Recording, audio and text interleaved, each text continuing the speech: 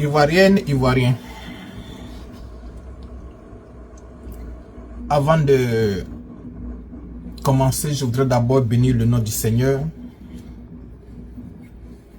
le nom du Père créateur du ciel et de l'univers. Parce que le combat que nous menons pour la libération de notre pays, notre chère Côte d'Ivoire, prise en otage par la famille Ouattara,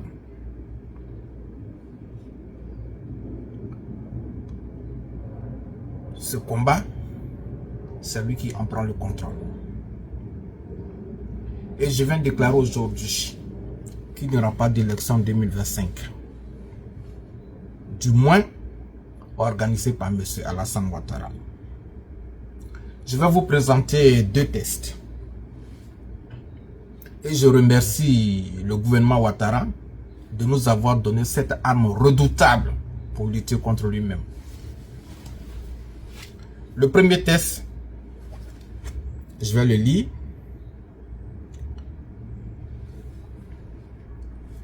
Abidjan, 7 mai 2025. Agence ivoirienne de presse.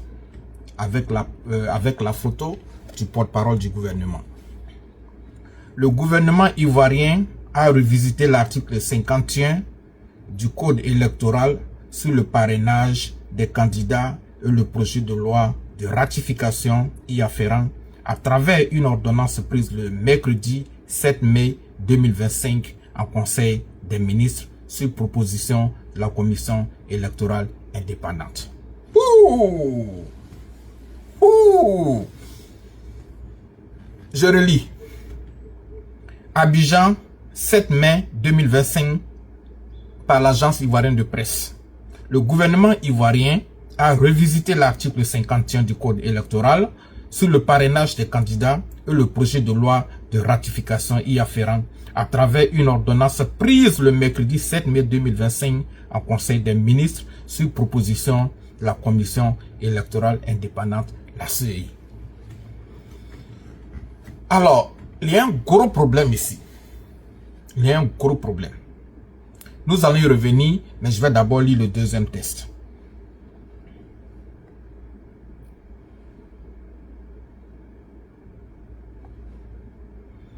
Voilà. C'est le deuxième test. Alors, ok. Présidence de la République. République de Côte d'Ivoire. Union, discipline, travail. Je ne sais même pas si le chef de l'État comprend ce que cette devise veut dire. Union, discipline et travail. Les Ivoiriens n'ont pas de travail. Tu ne leur donnes pas du travail. Tu n'es pas discipliné toi-même parce que tu ne respectes pas la Constitution. Tu ne prônes pas l'union, c'est toi qui divises. Mais là n'est pas l'ordre du jour d'aujourd'hui. Ordonnance numéro 2020-356 du 8 avril 2020 portant révision du code électoral. Donc, ce deuxième test veut dire que le 8 avril 2020, le chef de l'État, Alassane Ouattara, après avoir pris sa tasse de café ou bien de thé, bien il a bu son champagne et il prend un décret présidentiel. La même chose que le premier test que je viens de vous lire, il dit sur proposition de la CEI, le gouvernement après conseil des ministres a décidé ceci. Alors, ou bien vous prenez les Ivoiriens, vous prenez tous les Ivoiriens pour des ados-moutons. Désolé, je ne suis pas un ado-mouton. Tout simplement parce que en 2020, j'ai essayé de dénoncer ces choses. Mais en 2020, vu les violences et les pertes de vie humaines, nous avons été obligés d'abandonner le combat. Mais en 2025, ce ne sera pas le cas. Le chef de l'État, ni le chef de l'État, ni la CEI n'ont le droit de changer le code électoral. Je répète, le chef de l'État n'a pas le droit de changer le code électoral. La CEI n'a pas le droit non plus de changer le code électoral. Ça fait un. Et deuxièmement, pour changer le code électoral, puisque le mandat présidentiel est de 5 ans, le code électoral ne peut être changé que 5 ans avant l'élection. Vous ne pouvez pas vous permettre de changer le code électoral en mai, c'est-à-dire à 4 mois, bien 3 mois, à quelques mois de l'élection présidentielle. Et en 2020, c'est ce qu'il a fait aussi. À 5 mois de l'élection, il a créé le parrainage, il a créé la potion de 50 ou bien 100 millions, je ne me rappelle plus. Pendant que lui-même, quand il était candidat, c'était 20 millions. Et moi, en 2020, j'avais dénoncé cette loi illégale. J'ai écrit à la Cour constitutionnelle que ces lois que M. Ouattara a prises à 6 mois de l'élection, à 5 mois de l'élection, elles ne sont pas des lois valables. J'ai dénoncé cela et j'ai envoyé une pétition à la Cour constitutionnelle. Le président de la Cour constitutionnelle, qu'est-ce qu'il a fait? Il a préféré ne pas lire le droit. Il a préféré ne pas lire le droit. Il a préféré prendre parti pour protéger les intérêts d'un individu au lieu de défendre la Constitution. Et pire, un juriste qui se dit juriste, un homme qui se dit juriste, un citoyen, un candidat présidentiel vous envoie une pétition pour dénoncer un fait. Même si votre décision ne va pas à l'encontre de la pétition, mais vous donnez quand même une décision.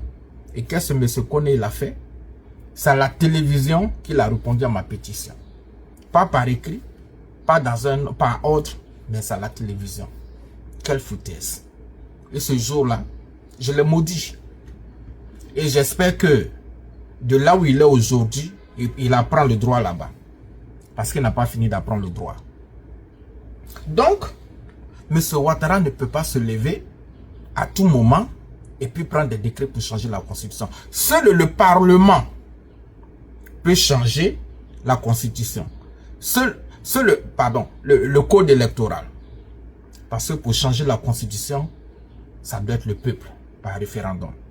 Mais pour changer le code électoral, seul le Parlement qui représente le peuple peut faire cela. En 2020, M. Ouattara s'est permis de changer le code électoral à 5 mois de l'élection, en créant une caution de 100 millions, en créant un parrainage par-ci, par-là, pendant qu'il sait très bien que il a ses milices et ses rebelles partout en Côte d'Ivoire. Si moi aujourd'hui, David Bani, je me lève pour aller au nord, pour aller battre campagne, je touche du bois, je ne vais pas revenir chez moi. Donc, ton parrainage là, même le président Mamadou Coulibaly et bien d'autres, ils ont réussi à remplir les conditions du parrainage. Mais ils ont trouvé qu'il y avait une virgule qui manquait par-ci, un point qui manquait par-là, le T qui n'était pas coupé, et ils ont rejeté les candidatures. Mais tout ça, c'est parce que les Ivoiriens n'ont pas compris que le problème, ce n'était pas le parrainage. Je ne suis pas contre le parrainage, mais je suis contre la loi illégale du parrainage. Parce qu'une loi qui est prise par rapport à une élection, cette loi qui est prise maintenant là, elle doit s'appliquer pour l'élection de 2030, mais pas pour l'élection de 2025. Donc je remercie M. Ouattara qui nous donne ici les armes pour lutter contre lui. Et avec ça, je peux décréter aujourd'hui, je peux déclarer qu'il n'y aura pas d'élection. Et je sais où aller. Je sais à quelle porte frapper. Ça ne se fait nulle part. Ça ne se fait nulle part. Même dans une république bananière, ça ne se fait pas. Tu te lèves un matin, à 3 mois de l'élection, le gouvernement, c'est même pas le gouvernement qui doit prendre les décisions pour le code électoral. Mais ils sont tous des illettrés ou quoi? Il n'y a pas quelqu'un qui va dire à Ouattara ce que nous faisons, c'est illégal. Monsieur Patrick Achi, excusez-moi, Patrick Achi n'est pas le Premier ministre. Mambé, Premier ministre. Mais Patrick Achi, vous êtes membre du gouvernement. Ne savez-vous pas, même s'il n'y a pas de juriste parmi vous, mais ne savez-vous pas que le gouvernement n'a pas le droit de modifier le code électoral? Ou bien vous pensez que être président de la République, c'est avoir tous les droits? C'est inacceptable. C'est inacceptable. M. Ouattara se promène avec la constitution de la Côte d'Ivoire en poche, mais il ne connaît rien pour quelqu'un qui a fait l'Occident, quelqu'un qui a étudié en Occident. Mais nous allons utiliser cette arme que vous nous avez donnée contre vous. Nous y reviendrons.